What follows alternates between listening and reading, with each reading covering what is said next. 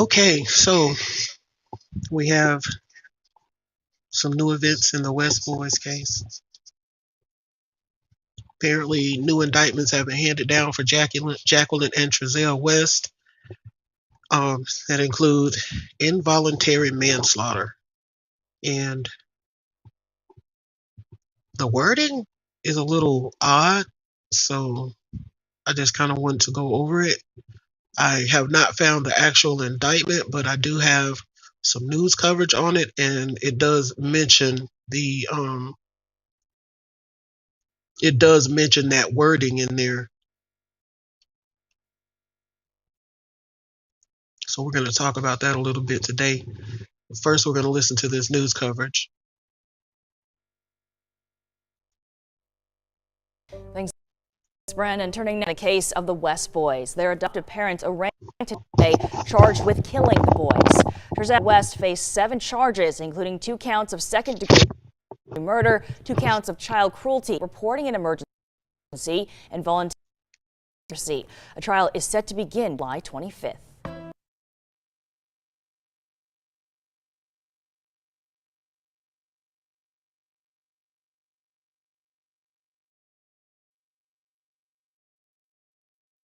Pat,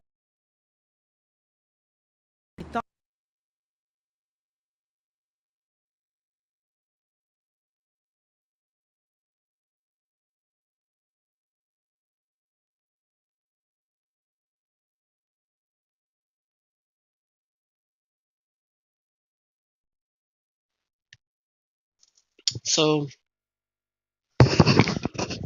this article is from Bakersfield.com. California City Boys' adoptive parents face additional charges.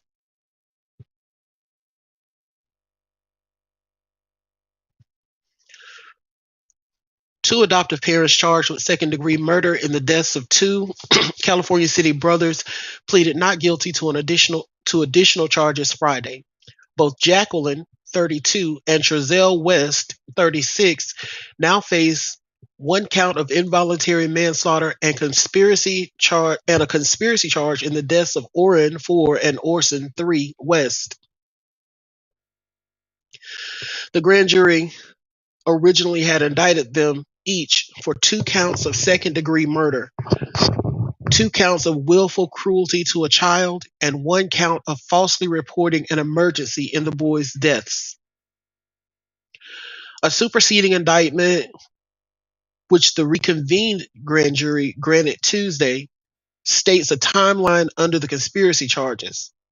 On or about September 1st, 2020 to September 20th, 2020, Jacqueline and Trezell West, quote, formulated a plan to report, unquote, a person whose name has been redacted missing.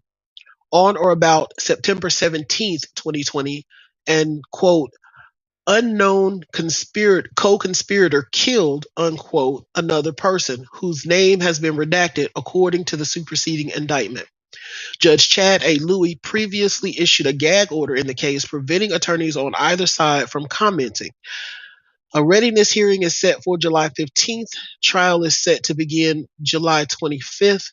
Both Jacqueline and Trezell West are held on no bail. Hey, Tammy, welcome to the chat. Glad to see you in here. Ra, welcome. Haven't seen you in a while. So the wording that kind of stuck out to me was it said an unknown co-conspirator killed, and I'm assuming that the name that was redacted in both cases is one of the boys, whichever was killed first and whichever was killed second. Another thing that I'm kind of getting from this is that I believe the prosecution believes the boys were killed at separate times. And the reason I say that is because it says on or about September 1st to September 20th. So somewhere in that time span, Trezell and Jacqueline formulated a plan to report one of the boys missing. This is my interpretation of what I'm reading. So to me, that says that one of the boys had already died by whatever means it was, whether intentionally murdered, accidentally murdered, and I throw in accidentally because of the involuntary manslaughter charge. So that opens the option that maybe they didn't just per se decide, hey, I'm going to kill this kid, get rid of him, I don't want to be bothered with him anymore. It could have been in the course of something else, maybe over disciplining, maybe accidentally leaving out some type of medication or other drug that the child got into and subsequently died. Um, Whatever happened with the first child. So between September 1st and September 20th, the first child died, and Jacqueline and Trezell put their heads together to come up with a plan to report the first child missing in order to hide the death. Some kind of way, either one of them or an out or a third party, because it says unknown co-conspirator, and that name is redacted, unknown co-conspirator. So that leads me to believe that it's an outside person, because they know who both Jacqueline and Trezell are. So they wouldn't be an unknown co-conspirator. They would just be a co-conspirator, or they would be named specifically. It would say something more like on or about September 17th, 2020, Jacqueline and or Trezell West killed another person. And I'm believing that this another person is the second child, who was still alive for some time after the first child died. And so the death of the second child would have been intentional, because they only face one involuntary manslaughter charge each.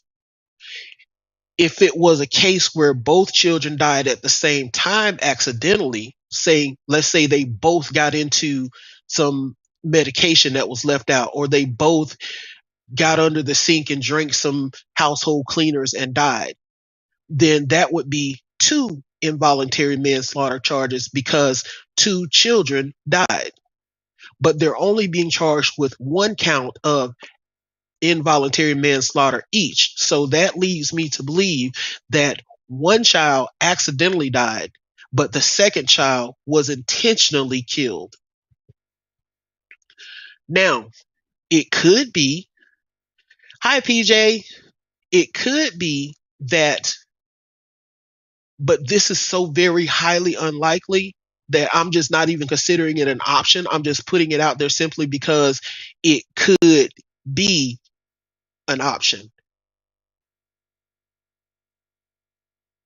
Trezell accidentally kills one child, Jackie accidentally kills one child, or not necessarily accidentally, because involuntary manslaughter doesn't necessarily mean it was an accident.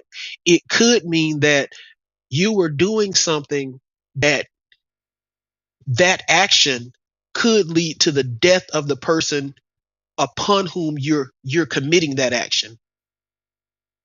That there is a chance that that could happen. And when you're charged with involuntary manslaughter, you were doing something that could have caused someone's death and ended up actually causing their death. Like, say, riding someone on your motorcycle without a helmet. If they fall off and die from a head injury, you could face an involuntary manslaughter charge, because if they had had a helmet on, that head injury that killed them probably wouldn't have happened. But you should have known that riding on a motorcycle without a helmet could lead to death in certain circumstances. If that makes sense to y'all. But like I said, I only put that out there because it's a possibility, but I have no belief in, I do not think that there were two separate accidents that led to the death of each of these children. That's just one possible but far-fetched interpretation of why each of them has an involuntary manslaughter charge. My personal belief is they both have an involuntary manslaughter charge because of whatever happened to the first child between September 1st and September 20th that caused that child's death. And so That's why they only got the one charge, because the second child was intentional. So that's covered by the charges that were already they're already indicted on, which is like the murder and homicide charges. So anyway, that wording stood out to me, but the unknown co-conspirator is really sticking out to me because that opens the doorway for there to have been a third person who's yet to be identified, who was involved in the death some type of way, or who was directly involved in and caused the death, because it says on or about September 17th an unknown co-conspirator killed another person whose name has been redacted. So assuming that the other person that was killed was the second brother, this unknown co-conspirator wouldn't have been Jackie or Trezell, because they're known. Yeah, we're gonna get back to Bakersfield next week, Tammy, because Bakersfield just really got a whole lot going on, and the missing kids, teenagers are really. It really bothers me. It does. It really bothers me. It doesn't make any sense, especially that none of them have any information coming out later that they were found, that they're still being looked for. None of them. Just that one blurb: missing, first time missing, considered endangered, description, call the cops. Boom, that's it. But yeah, I'm not gonna dwell on this for too long. Other creators are definitely going to cover this, and other creators with more knowledge of the case are definitely going to cover this, and I look forward to watching that. But I did want to just put this out there so everybody could know what's going on, what's the latest news in the case of Classic and Cincere Pettus, aka Orrin and Orson West. I'm kind of glad they have a gag order going on, but when it comes to it's something like this, I kind of wish they didn't have a gag order, just so they could be clearer what exactly this means. Yeah, there is that rumor out there that they had the older boy or some of the older children to help, and that could be the third person that's unnamed. Maybe the Wests have told investigators that someone else killed the second child, but they won't say who. And the only reason I could think of that they wouldn't say who is because it's one of their own biological children and they want to protect that child.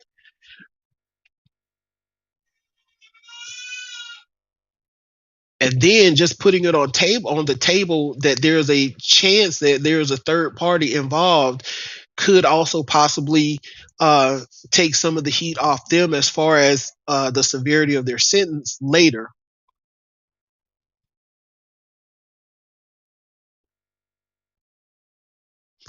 Oh, she passed. Oh my God, I'm so sorry to hear that.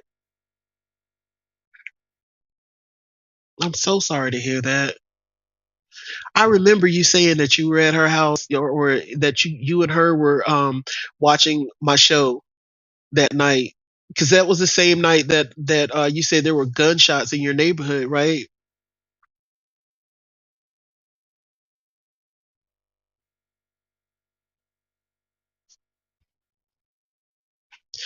Also, the unknown conspirator thing could be because they know that it was one of the biological children, but they're not naming them for the simple fact that they know the child committed the act under duress, under the direct order of a parent or something like that. And yes, Tammy, it wouldn't be fair to charge that child, because they would definitely be afraid of their parents. If they had no reason to be afraid of their parents before, after the death of the first adopted child, after either Classic or Cincere had already been murdered or had already died, then of course the biological child may have felt some fear just from knowing that my parent was able to take the life of another child. So what does that mean for me? Vernita Mitchell, I will remember her name, and I will be praying for her family and friends, and you, Tammy. I'm so sorry to hear that, though. Really.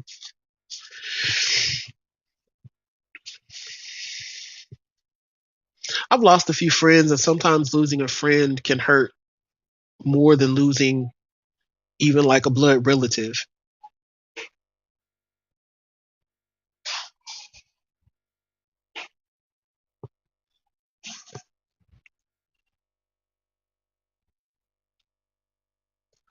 Yeah, but like I said, I'm not going to dwell on this too long.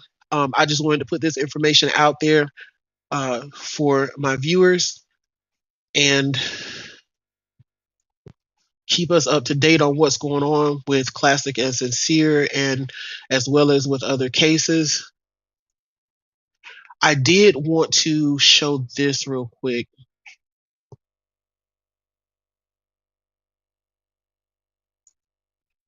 because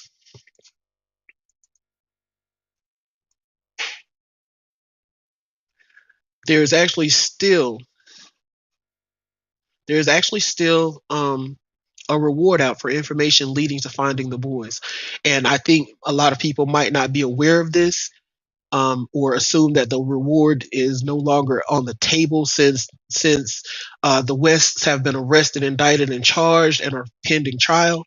But they still want to find these boys. So I don't know if the entire $120,000 reward would be on the table, but I'm sure that a considerable amount of this reward would still be on the table, because this reward total is, if I understand correctly, this reward total is the total of donations toward the reward from different sources. So at least one, probably more of these sources will still be available. And the article reads, the $100,000 reward for Tyler brothers reported missing in California City on December 21st has been raised again and now totals $120,000. Anna Lynn, the city manager of California City, confirmed Tuesday that a cannabis company called Traditional Co. pledged the additional $20,000 reward in recent days, which will be offered to anyone with information that brings the boys home. The $120,000 reward is made up of contributions from 5 businesses, the California City Council, a local church, and the adoptive family of missing 3-year-old Orrin and Orson West. So we know that their part is probably off the table. Here is a list of all those who have offered rewards for the boys as of Thursday. Greenstone Cannabis Dispensary, $10,000. Preferred Towing, $10,000. Murphy's Pool and Spa, $5,000. That one might be off the table because it's grayed out. These other ones you could actually click on the link. This one's grayed out. City of California, $25,000. Adoptive family of Orrin and Orson West, $30,000. Ron and Kim Smith with Victory Baptist Church, $10,000. West Coast Realty, $10,000. Traditional Co., $20,000. So assuming that these that are grayed out are no longer on the table, there's still about $85,000 out there, because this is 20,000 drops it down to 100,000, 10,000 drops it down to 90,000, 5,000 drops it down to 85,000. So I'm assuming that there is at least $85,000 worth of reward money still on the table for information that leads to finding Orrin and Orson West, birth names Classic and Sincere Pettus. So I'm out of here, guys. I hear my girls getting crunk up, so I'm going to go hang out with the G babies. I will be back later on this evening, and we will go over those 3 missing persons cases. I'm sorry I didn't come on last night. I was over in Sleuth Mom's live, and it was really good. And so when hers went over, I just decided to wait. So I went to sleep, and I will see y'all later. Thanks for joining. Love y'all.